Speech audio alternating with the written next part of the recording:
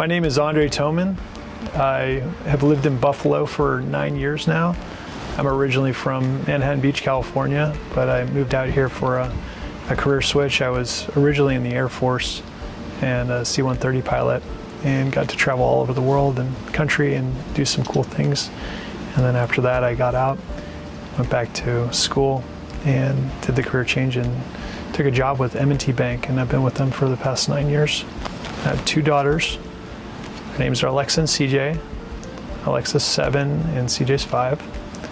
And they go to Christian Central Academy. And I'm a single dad. I've been a single dad for the past 3 years almost, just raising them on my own. And it's been a very interesting, challenging, and rewarding time that I thoroughly enjoy. So as a full-time single father, what does life look like for you? As a full-time single father, it's definitely a challenge to balance all the needs for my family and for myself. There's a saying, when you get on an airline, you gotta put your oxygen mask on before you put on the oxygen mask of the kids. And so there's that balance there where I wanna provide the best for them and be a good employee, and at the same time, be the best dad and best man I can be.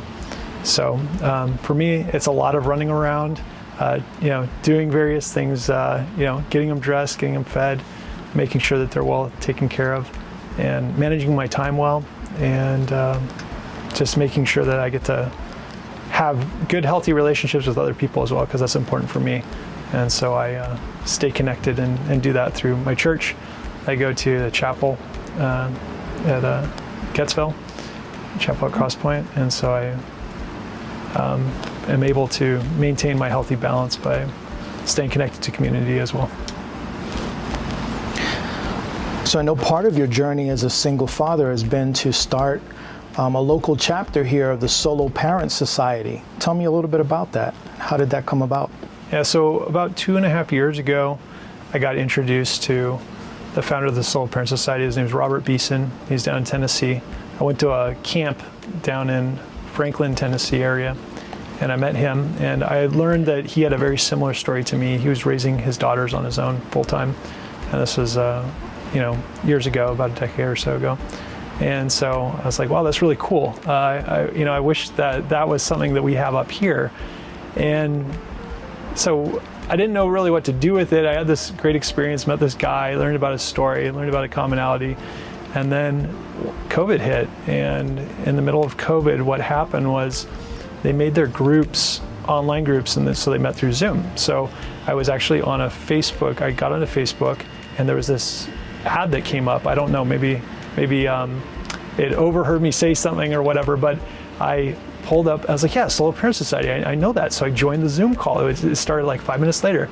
And I called in, and I saw Robert, and I saw all these people, and I just got linked right in. So this was early April of last year, and just found great community there. And then they were calling for new leaders and wanting to start new groups because it just became more popular, the need was there. And so I volunteered to be a leader, and I was able to lean on some experience I had a decade prior where I was involved in support groups, and use that in conjunction with just being a part of a church community and knowing and learning about other solo parents in the area. And so I've been connected to them.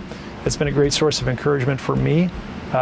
Been able to encourage others. I've been able to reach out and reconnect with people from my past who are now walking a similar journey, raising their kids on their own, and allow them to get that encouragement they need and just find the support that they need, so that way they can turn around and pour that back into their kids.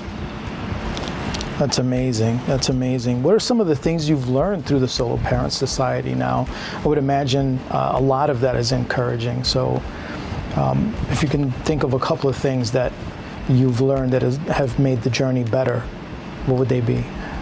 Yeah, I've been able to learn more about my kids in terms of their love languages, what they respond to, whether it's spending quality time with them, or like gifts or words of encouragement, things like that. I've learned about it for myself as well, and just being able to sense their emotions and feelings, because a lot of times what happens is, I've noticed with my kids is, something's going awry, and it's not necessarily about what they're saying, or maybe not necessarily how they're saying it, but usually there's some other component there that's going on that's got their feelings. It's that they're challenged in the way that they communicate their feelings. So I've been able to kind of listen to their heart, and by connecting that and being discerning of that, it's allowed me to be able to have a better connection with them and work through things. It doesn't mean that life is perfect. It doesn't mean that there's no challenges in parenting, or that they don't melt down every once in a while. But at the same time, I feel as though it's helped me grow a stronger relationship with my kids, and that's what parenting is about for me, is having an opportunity to pour into these little girls and raise them up, and hopefully they'll be love Jesus and also be productive members of society, and so that's the thrill of it, but it's also a challenge at the same time. What were some of the things you had to learn and adapt to early on? Being a single parent isn't easy for anyone, so when you're by yourself doing these things, what were the biggest challenges? Oh yeah, like right off the bat, it was extremely challenging. I didn't sleep that much at all. I was only sleeping a couple hours. I mean, the girls would be lucky if they were, had their shirt put on the right way. I mean, I didn't know what was going on. I mean, I was getting them fed, I was getting them to their daycare, and I was getting to work, but I was really a mess. So I think the thing was that I just needed to be more efficient. I needed to just shed myself of obligations and expectations that other people, that I thought other people had for me. So I think a lot of it was me making my own life difficult, trying to live up to some standard that I was never going to fulfill. And really, I just refocused on fewer things, obviously them and my own self-care. And then also at the same time, I think being a part of a community and pouring back into that community and staying connected there is also important. Just because I'm in a position where I have a lot of constraints now, it doesn't mean I don't have something to give.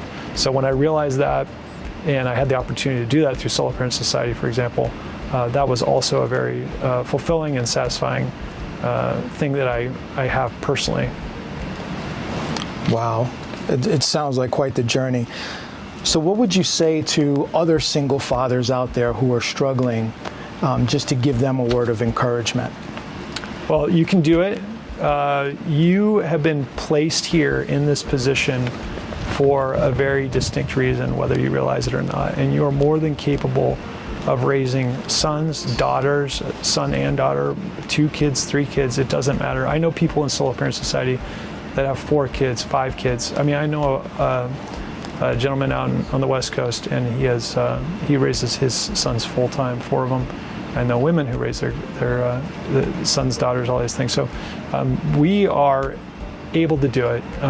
We can do it, and you can not only survive, but you can thrive. I think that was early on. It was more survival mode, and don't be frustrated if you're in that phase where you feel as though you're just in survival mode. It will get better. You can make it better. Even if you've been in survival mode for 2 years, 3 years, 4 years, you will come around that corner, and it will be satisfying when you see the impact that you have on your kids.